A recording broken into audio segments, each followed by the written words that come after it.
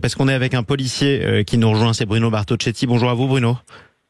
Bonjour, merci de m'avoir invité. Mais vous êtes le bienvenu, toujours sur Sud Radio. Vous êtes le secrétaire national chargé de la zone sud pour le syndicat Unité SGP Police Force Ouvrière. Vous deviez nous parler de ce qui s'est passé à Marseille, mais vous entendiez à l'instant ce qui se passe en plein Bordeaux. Ça vous surprend ou pas ? Non, ça ne me surprend pas et je trouve que le témoignage de Nicolas et votre invité est très très intéressant. Il est très précis dans ce qu'il développe, car malheureusement on en est là. On a une population. Alors on parle de Bordeaux, c'est pas tout à fait ma zone. Moi c'est toute la zone sud, mais on sait bien que l'autre sud.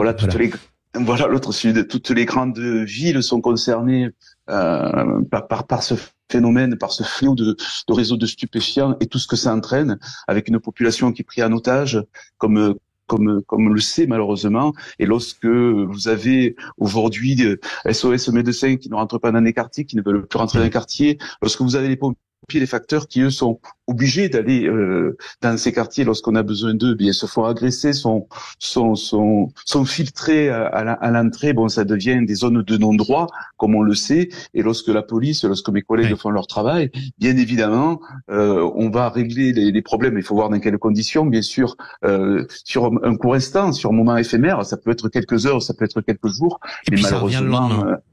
Ça revient le lendemain. Donc c'est assez difficile effectivement de trouver des solutions sur du long terme. Et on sent quand même que vous êtes presque aussi désabusé que Nicolas, Bruno Bartocchetti. Alors vous précisément, vous veniez nous raconter quand même cette histoire qui fait froid dans le dos, parce que là on entend Nicolas qui a peur pour sa vie, se fait menacer de mort à Bordeaux.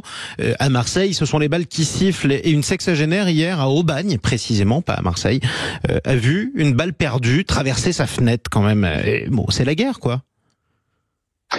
Mais surtout que ça aurait pu être plus dramatique. On a quand même une jeune fille il y a quelques mois qui a perdu la vie à Marseille dans les mêmes circonstances.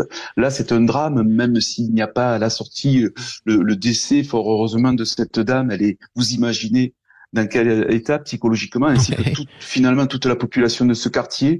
Voilà, ça tire pour quelle raison? Est-ce que c'est une tentative de règlement de compte différent entre dealers ou de l'intimidation? En tout cas, ça démontre que la circulation d'armes à feu est assez conséquente dans notre pays. Moi, je suis assez inquiet car on sait qu'on a, bon là je crois que c'était du 9 mm, mais on sait qu'il y a beaucoup de Kalachnikov qui circulent dans les quartiers.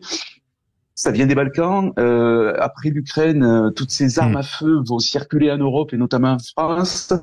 Parallèlement, on a demandé aux Français qui ont été quand même très civiques d'enregistrer leurs armes à feu. Très civiques, pardon. Voilà. Merci de m'aider. Qui ont été très civiques et qui ont rendu les armes à feu. Parfois, c'était des armes de collection, mais les voyous, eux, en tout cas, ils s'arment férocement. Et ça devient de plus en plus dangereux dans ces cités. Et ça m'amène à cette question, pardon Bruno Bartocchetti, il y a 2 jours, Jean-Jacques Bourdin avait le témoignage édifiant d'une professeure à Nîmes, là, c'est à Nîmes, pile entre Marseille et Bordeaux, quoi, à mi-chemin presque. Non, j'exagère, mais enfin quand même, qui expliquait que les élèves et les professeurs au lycée avaient l'habitude d'entendre les coups de feu, tout simplement. C'est ce qu'ils avaient entendu. Ils suspendaient les cours dans ce cas-là parce que ça tirait juste à côté. Là, à Bordeaux, on a des riverains qui ont peur pour leur vie. Et là, vous nous racontez qu'à Aubagne, on a des riverains qui voient passer les balles siffler au milieu de leur appartement. Bref, est-ce que la police est débordée absolument partout, Bruno Bartocchetti? C'est ma dernière question. Oui, alors débordée, en tout cas, elle est très très très occupée. Et puis vous avez des villes silencieuses dont on n'entend pas parler, mais qui malheureusement souffrent aussi de ce phénomène de circulation de stupéfiants. Vous savez, c'est une mafia qu'on peut comparer à une pieuvre. Vous voyez, ça part de Marseille et ça pollue toute la zone sud. Et vous avez de très nombreuses villes comme ça qui sont touchées par ce phénomène de stupéfiants. Et la dangerosité est très présente. Et c'est vrai que du coup, ça devient pour nous très difficile à gérer, tant pour les policiers de terrain que pour les enquêteurs. Toute cette police qui n'est pas visible, mais qui enquête beaucoup sur ces réseaux, et on se retrouve vraiment dans la difficulté. Il faudrait doubler, tripler, quadrupler des effectifs de police pour remettre l'autorité dans notre pays, parce qu'on a pris beaucoup de retard. Sauf que tripler les effectifs, évidemment, c'est malheureusement à ce stade un doux rêve. Merci Bruno Bartocchetti. Merci à vous. Secrétaire national chargé de la zone sud pour le syndicat Unité SGP Police Force Ouvrière.